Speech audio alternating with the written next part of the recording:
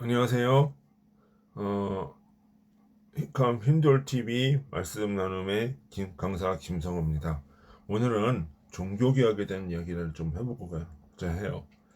그런 것들도 조금 성경 공부도 좋지만 그런 어떤 역사적인 문제, 어떤 기독교의 문제 이런 것들을 좀 터치를 해주는 것도 괜찮을 것 같다고 생각해서 한번 얘기를 해봅니다. 우리가 종교 개혁의 한 모토 중에 가장 중요한 것이 뭐였죠? 오직 성경으로라고 하는 거였죠. 오직 성경으로라고 하는 거였는데, 그러면 이 오직 성경으로라고 하는 그 의미가 과연 무엇일까? 과연 성경이라고 하는 문자를 이야기하는 것일까?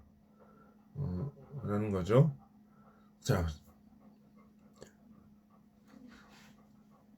자, 우리 생각을 해봅시다. 죄송합니다. 어, 오늘날 우리 많은 교회에서 오직 성경은 문자주의로 오해가 돼요. 그 문자주의가 아니라 정확하게 얘기를 할까요? 원문으로 가자는 거예요. 원문. 성경 구절은 법조문처럼 붙들고 마치 그 문자를 교리와 규율의 근거로 삼는 태도가 그런 모습으로 있는 거죠. 자, 그러나 만일 이것이 종교 개혁의 정신이었다고 하면은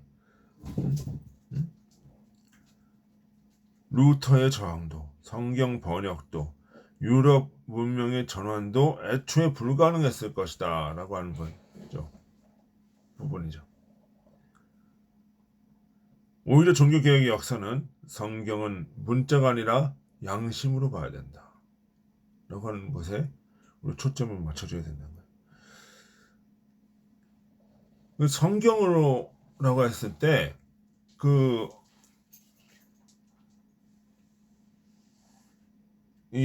이 성경은 오늘 우리가 읽고 있는 번역본이 아니었어요. 오늘 뭐 틴델 버전이라든가 어, 뭐 킹 제임스 버전이라든가 여러 가지 버전의 어떤 그 번역본이 있죠. 그리고 또 그걸 우리말로 또 번역을 했죠. 그 번역본이 아니었어요. 그것은 뭐냐면 헬라어, 신약과 히브리어 구약의 원어 성경이었단 말이에요. 그러니까 원어 성경 그리고 라틴어로 되어 있는 성경 뭐 이렇게 얘기를 했어요. 그러니까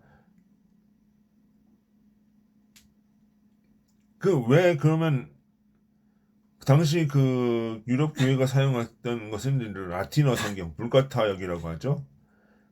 이것이었고 이것이 천년 동안 교황권과 신학의 권력과의 누적된 번역과 해석의 산물이었다는 거예요.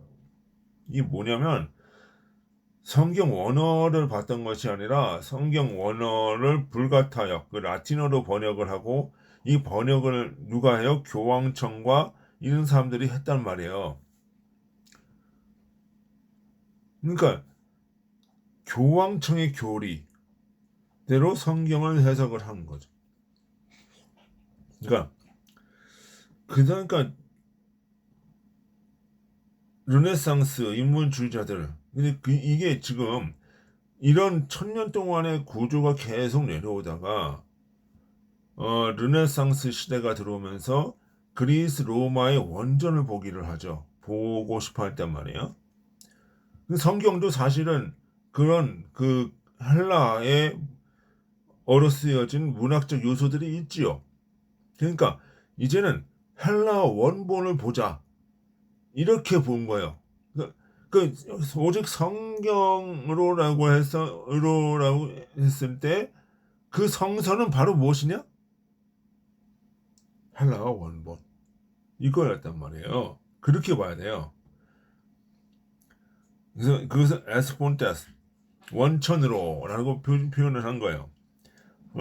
플라톤과 아리스토텔레스 그리고 성경까지 모두 라틴어 중개가 아니라 헬라 원전으로 돌아가자. 그러니까 이게 뭐냐면은 그 당시에 그 헬라 원전으로 보자는 얘기는 운동은 뭐냐면은 단순히 그냥 뭐 성경만 그 얘기하는 것이 아니라 플라톤, 아리스토텔레스 이런 뭐 소크라테스 이런 원전 헬라 철학의 원전을 보자는 데서 같이 병행돼서 나타나는 거예요.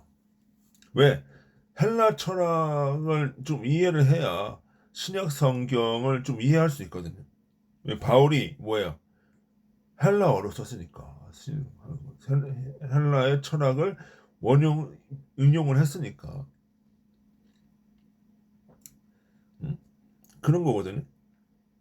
그래서 에라스무스가 1516년에 헬라어 철학 신약을 바로 했단 말이에요. 번역했단 말이에요. 이것이 이제 르네상스 언어 혁명이 시작이 되는 거예요. 그렇게 시작이 되는 거예요. 그러니까 에라스무스가 헬라어 성경을 번역한 거. 영어로 번역을 하는 거죠.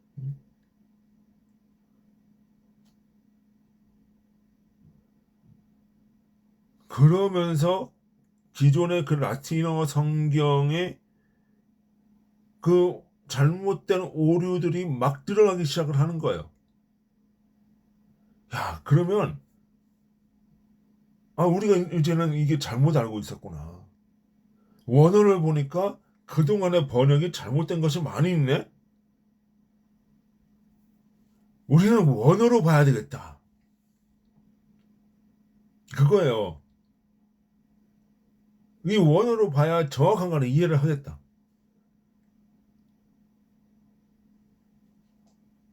그럼 이 말의 의미는 단순히 성경을 문자적으로 보지 않았다는 거죠. 원래의 의미, 원래의 의미. 그렇게 보고자 했다는 거예요. 그래서 루터는 이 헬라어 성경을 독일어로 번역을 했고, 그러면서 카톨릭 교리를 무너뜨렸죠. 그래서 종교개혁은 신학적인 사건 이전에 언어의 왜곡, 해석과 주권을 찾는 그런 어떤 문명적인 사건인 거예요. 언어를 찾는 거예요, 언어. 인간의 인시면에 있는 언어, 헬라어, 성경의 언어.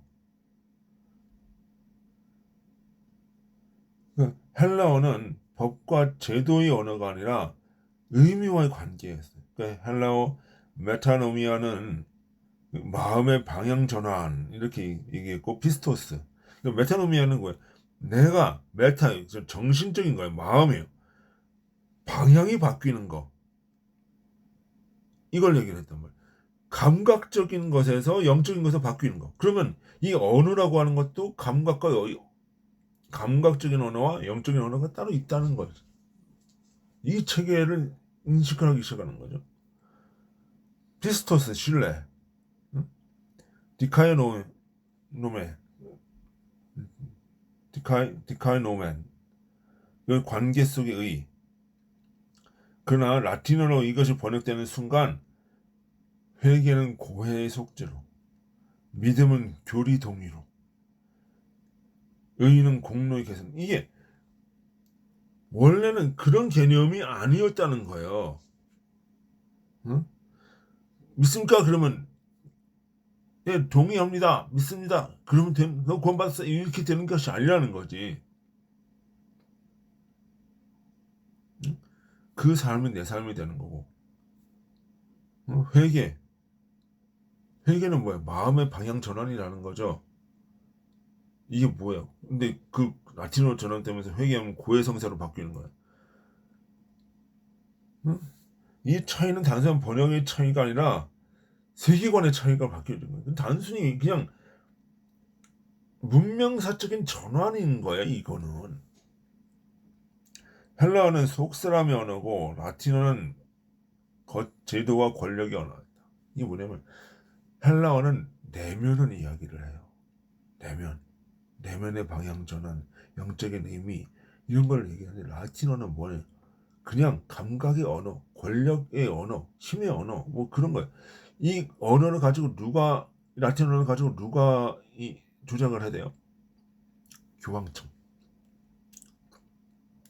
종교개혁은 이 두 감각의 언어, 영적인 언어와 충돌한 것이고 결국 이쪽에서 헬라어, 양심의 언어, 영적인 언어가 이겼다라고 보는 거야. 응? 성경 번역은 단순히 기술을 적인 어떤 단어를 옮기는 기술이 아니에요. 하나님의 말씀이 인간 양심을 닿을 수 있도록 영의 통로를 여는 거죠. 그래서 라틴어 성경은 평신도 이해를 차단하고 해석의 가능성을 봉쇄했다는 측면이 있는 거죠. 그것은 살아있는 말씀이 아니라 하나의 통제 장치였다.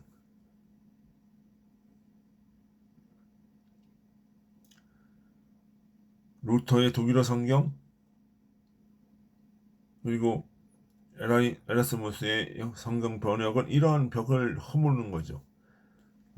하나님의 말씀이 교회의 입이 아니라 개인의 마음과 양심에서 올리기 시작을 한 거죠. 그러면서 종교개혁은 교회개혁이 아니라 양심의 해방이었다라는 점. 오늘날에도 이러한 모습들이 보인다는 거죠. 바울은 문자는 죽이고 영은 살린다고 했다. 감각은 죽이고 이 문자를 가지고 사람 얽매이지 말라는 거죠. 이 말은 글자를 부정하는 말이 아니라 글자를 절대화해서 영과 분리시키는 거 이런 거예요. 그 문자에 갇힌 성경은 바로 율법이 되고 규칙이 되고 처벌 도구가 되는 거예요. 만약 성경이 문자에 갇힌 책이었다면 신성모독이 되는 거죠. 종교개혁은 애초에 불가능했던 것이며 종교개혁이 가능했던 이유는 성경이 문자가 아니라 의미며 영이며 양심에 호소하는 일이었기 때문입니다. 그런데 오늘날 아이러니컬하게도 다시 이 개신교들이 다시 중세로 들어가려고 해요. 헬라 원문이 아니라 번역본, 그 번역본에 대한 교단 해석, 설교자의 권위가 성경을 둘러싼 새로운 성경을 만들고 있고 라틴어를 독점하던 중세 교황청과 다르지 않다는 거죠. 본유적인 의미를 잃어버리고 문자적인 의미만 계속 파면은 율법주의와 다를 것이 없다는 거예요. 성경은 다시 문자로 환원되고 영과 양심은 밀려나간다. 이것이 오늘 교회가 영적으로 메마른 이유다.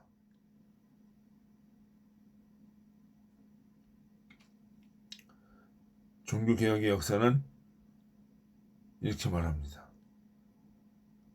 성경은 문자로 있는 것이 아니라 양심으로 만나는 말씀이다. 르네상스가 헬라어를 되살렸고 종교개혁이 그 언어를 복음으로 회복했다. 문자에 갇혀 있었다면 성경 번역도 종교개혁도 자유문명도 없었을 것이다.